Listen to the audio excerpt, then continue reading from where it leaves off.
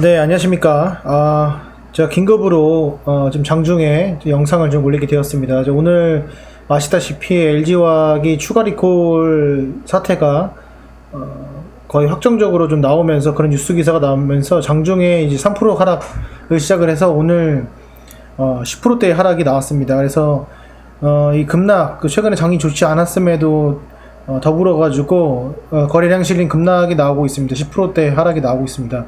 그래서 이 부분에 대해서 게시판들 보면은 돈을 다 리콜 비용으로 쓴다 어쩐다 막 하는데, 제 팩트에 대해서 좀 말씀드리고 그 정확한 내용들을 좀 제가 설명을 드리도록 하겠습니다. 그리고 향후의 대응에 대해서도 좀 말씀을 드리도록 하겠습니다. 일단은 사실관계나 정말 그런지에 대해서 좀 확인을 해야 됩니다. 그래서 좀 말씀을 드리면은, 우리가 이제 예를 들어서 대부업을 하거나 어떤 사업을 하게 되면은 충당금이라는 걸 사용을 합니다. 그래서 충당금이 뭐냐면은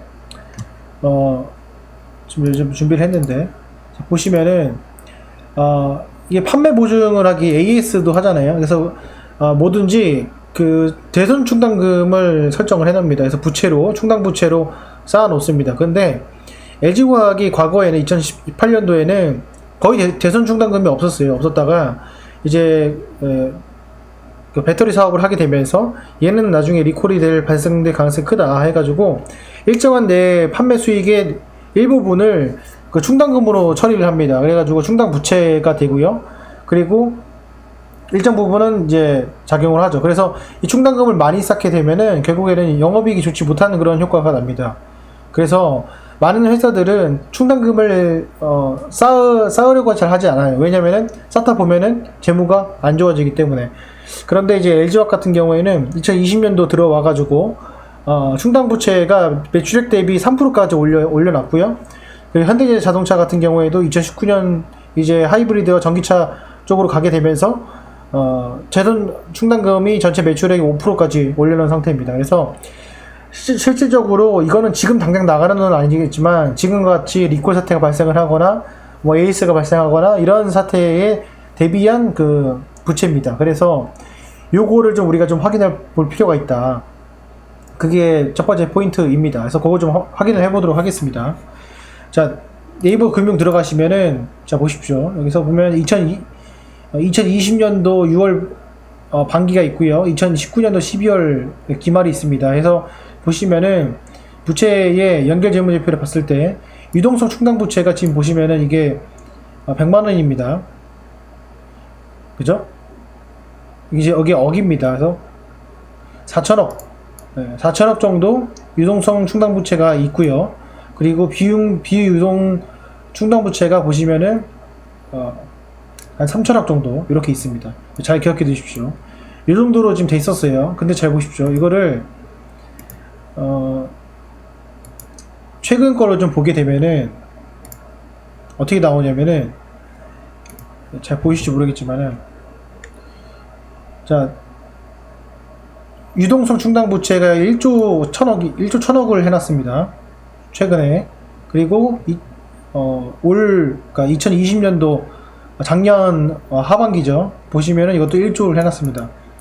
이게 언제냐면은, 자, 여기를 제가 말씀을 드리면은, 그 리콜 사태가 일어났을 때가 위치를 보면은 2020년도 11월입니다. 그러니까는 이미 여기서 볼트 리콜이 나왔어요. 그렇기 때문에 2020년도에 이미 장부상 1조 정도의 대손 충당금을 해놨습니다. 그걸 해놨다고 보시면 됩니다. 그래서 여기가 나타났고요. 그러니까 지금 무슨 말이냐? 이거는 어차피 내가 회사 실적이 나왔을 때 영업이익이 좀 낮게 나오지 않습니까? 그걸 다 반영한 거니까, 그러니까 리콜 비용을 반영한 지금 현재 재무제표 가격입니다. 그렇게 보시면 마음 편하실 것 같아요. 디테일하게는 제가 더 이상 설명을 안 드리고. 그러면은 지금 이 현재 리콜은 내가 막 다시 돈을 끌어다가 부채를 끌어다가 물어줘야 된다? 그게 아니라 지금 우리가 예상했던 그 충당 부채가 정말 부채가 된다는 거예요. 그렇게 좀 보시면 될 것 같아요. 그러니까 우리가 생각하는 그런 최악의 사태들, 돈을 빌리니 어쩌니 그런 내용은 생각하지 않으셔도 됩니다. 그건 이미 지금 보시면은 2020년도 말에 반영이 되어 있다. 반영이 되어 있다. 이렇게 보시면 될 것 같아요. 그래서 유동성 충당부채 1조, 그리고 비유동성 충당부채 6천억 이렇게 지금 해놨습니다. 그래서 이거는 비유동성으로 돼 있고 이렇게 돼 있습니다. 그래서 일단은 그런 리스크에 대해서는 첫 번째로 패스고요. 두 번째는 보십시오. 2020년도 11월에 리콜이 시작됐어요. 여기서 1차 후속 조치가 돼서 얼마 정도 물어줘야 된다 결정이 됐고, 지금 문제가 되는 것은 2차입니다. 2차 후속 조치이기 때문에 2020년도 그때의 차트를 좀 보시게 되면은 요때입니다. 그래서 11월에 리콜 사태가 나오면서 주가가 여기까지 빠졌는데, 여기는 여러분 보시면 아시겠지만은 리콜도 리콜이지만은 물적 분할의 이슈도 있었죠. 그래서 그런 사태로 인해서 요게 이렇게 좀 내려갔습니다. 그래서 지금 여기서 상태를 보시게 되면은 여기가 뭐가 됐냐면 저점이 됐어요. 이해가 되시죠? 여기가 저점이 된 겁니다. 그러면은 지금 10.8%가 떨어져 있는 이 현재 상황에서 봤을 때 우리는 언제 알았냐 이거를 제가 판단했을 때는 당연히 몇 개월 전에 알았겠죠. 그죠? 몇 개월 전에 알았을 겁니다. 그래서 이런 흐름이 나오지 않았나 저는 생각이 들고, 그게 어떻게 보면은 악재 해소가 되지 않았을까라는 생각이 제가 하고 있습니다. 그래서 결론적으로는 물론은 뭐 좋은 일은 아닙니다. 리콜을 받은 거지. 하지만 이 10% 떨어진 거에 의해서 앞으로 막 급락이 나온다? 물론 나올 수 있겠지만은 그게 어떻게 보면은 투매성 급락이 나올 가능성이 크다라고 좀 볼 수가 있고, 그것은 이제 보시면은 신용 비율 있죠. 그래서 현재 신용이 어떻게 흘러가고 있는지 매매 동향을 보시면은 LG화학은 지금 보시면 신용이 많이 줄어든 상태입니다. 그래서 여기서 조금 더 줄어들 그런 상황, 신용이 나가거나 아니면은 이제 손절로 인해서 급락이 한 번 더 나올 수가 있습니다. 그런 상황, 그거를 근거로 해가지고 저점을 좀 노릴 필요가 있고, 또 하나는 아직 확정이 안 됐어요. 지금 여기 보시면은 몇 대 몇 비율로 내가 내야 될지, 그러니까 보시면은 최대 2조, 최대 2조고요. 여기서 몇 대 몇 비율로 하고, 지난 그 9천억은 이미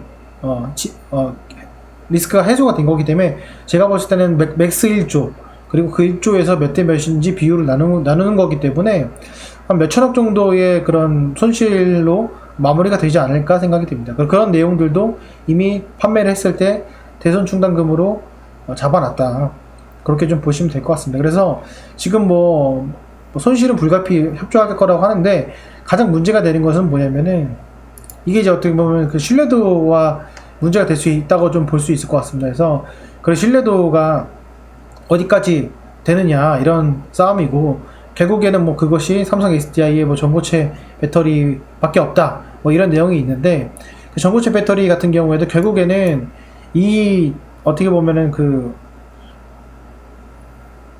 세대죠. 뭐 2세대 그 2차전지 배터리 세대, 현재 세대에서는 뭔가를 시너지를 창출할 수 있는 그게 제한되기 때문에 전고체 이상의 무엇인가가 좀 필요합니다. 그래서 그런 것들을 봤을 때는 오늘 물론 좀 투매가 나오겠지만, 그리고 오늘 내가 매도를 하지 못하겠지만은, 그래도 중요한 거는 직전 전고점에 해당되는 부분에서는 반등이 일어날 것이고, 그 반등에서 되돌림을 통해서 내가 어느 정도 리스크를 줄일 수 있다라고 저는 생각이 듭니다. 그렇기 때문에 일단은 제 팩트에 대해서는 지금 말씀을 드렸고, 대응에 대해서 좀 말씀을 드리면은, 일단은 하단치를 길게 놓고 보셔야 될 것 같아요. 하단치는 투매가 어디까지 나올지 모르기 때문에 적어도 70만원까지는 봐주시고 대응을 해야 될 것이다. 그리고 이 70만원의 이 순간부터는 하방으로 얼마큼 빠져있냐면은 앞으로 한 10% 정도입니다. 그죠? 여기서 이제 U자형으로 나올 수 있는 가능성이 상당히 비일비재한 그런 모습이기 때문에, 뭐 지금 주가가 좀 받쳐주고 있는 상황에서 70만원까지를 최하단으로 보시면서 좀 장기적으로 대응하시는 것이 어떤가, 이렇게 생각이 됩니다. 어쨌건 뭐 지금 뭐 제가 이 영상을 올리는 것은 제가 LG화학에 투자하진 않지만은 제 주변 지인이 하도 오늘 연락이 많이 와가지고 그거에 대해서 좀 제가 말씀을 드릴 겸 좀 겸사겸사 좀 올렸습니다. 어쨌건 뭐 주식을 하다 보면은 이 기술적 분석으로도 해결이 안 되는 것도 있고, 대외적 악재도 있고 그렇습니다. 그렇기 때문에 우리가 할 수 있는 일은 어떻게 보면 최대한 싸게 사는 거, 그리고 최대한 내가 원칙을 지킨 대로 매수를 하는 것, 그거밖에는 저는 돈을 크게 굴리는 데 있어서 가장 리스크를 줄이는 방법이라고 생각을 합니다.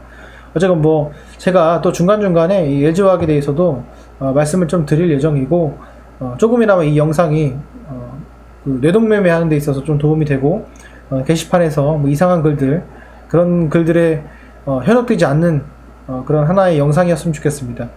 조금만 힘내시고 제가 또 영상을 좀 올려드리도록 하겠습니다. 오늘 영상은 여기까지 하겠습니다. 감사합니다.